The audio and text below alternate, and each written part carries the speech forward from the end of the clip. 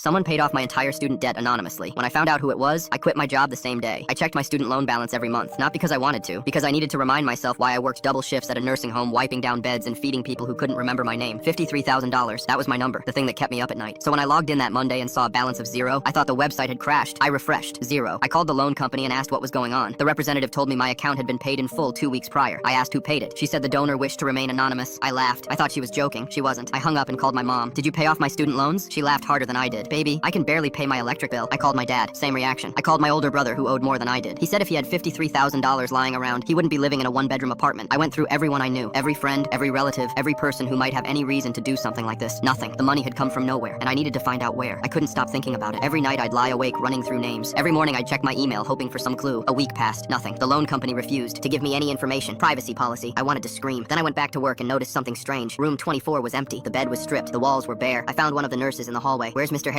She looked at me like I should already know. "He passed away about 2 weeks ago. It was peaceful." I leaned against the wall. Mr. Harold, 87 years old. No wife, no kids, no siblings. He'd been at the facility since before I started working there. 5 years in that same room. In all that time, I never once saw him have a visitor. The other staff avoided him because he was quiet. They thought he was depressed or difficult, but he wasn't. He was just lonely. I started sitting with him during my lunch breaks about a year ago. I'd bring the newspaper and read him the headlines. Sometimes we talk about old movies or the weather. Sometimes we just sit in silence. He told me once that I was the only person who treated him like a person instead of a patient. I thought he was just being nice. I didn't think much of it. 3 days after I found out he died, my supervisor handed me a business card. A lawyer called, said he needs to talk to you about Mr. Harold's estate. His estate? Apparently he left a will, and your name's in it. I met with the lawyer the following morning. His office was downtown. Small building, quiet street. He sat me down and explained that Mr. Harold had updated his will 8 months ago. I was the sole beneficiary. Sole beneficiary of what? His entire estate. Savings, investments, everything. Approximately $450,000. This is separate from the $53,000 he wired to your loan servicer before he passed. I stared at him. That can't be right. It's right. He was in a nursing home for 5 years. He wore the same sweater every single day. How did he have that kind of money? Mr. Harold was a retired investment banker. 42 years at the same firm. He lived modestly because he wanted to, not because he had to. The lawyer opened a drawer and handed me an envelope. "He left this for you. Asked me to make sure you received it personally." The envelope had my name written on it in handwriting I recognized. Shaky, careful. I opened it slowly. "Dear Nick, I know you're confused. I would be too. Let me try to explain. My family stopped speaking to me 12 years ago. I don't blame them. I wasn't an easy man to love. When I ended up in that facility, I thought I'd die alone and forgotten, and I almost did. Then you started showing up. You'd sit with me during your breaks even though you didn't have to. You'd read me the paper even though I could barely hear. You talked to me like I was a person, not a patient, not a number, a person. You gave me something I thought I'd lost forever. You gave me dignity. I'm not leaving you this money because I owe you. I'm leaving it because you're the only person who made me feel like my life still mattered. Use it wisely. And remember that small kindnesses are never small to the people who receive them. With gratitude, Harold." I quit my job that afternoon, not because I was angry, because I finally had the chance to do something that mattered. I sat in my car for an hour reading Harold's letter again and again. He'd spent 5 years in that room. I'd only been sitting with him for 1. Who else was alone right now? I used the money to start a nonprofit that sends volunteers to visit elderly people who have no one. I named it the Harold Project. Last month we matched our 500th volunteer. Small kindnesses, that's all it takes.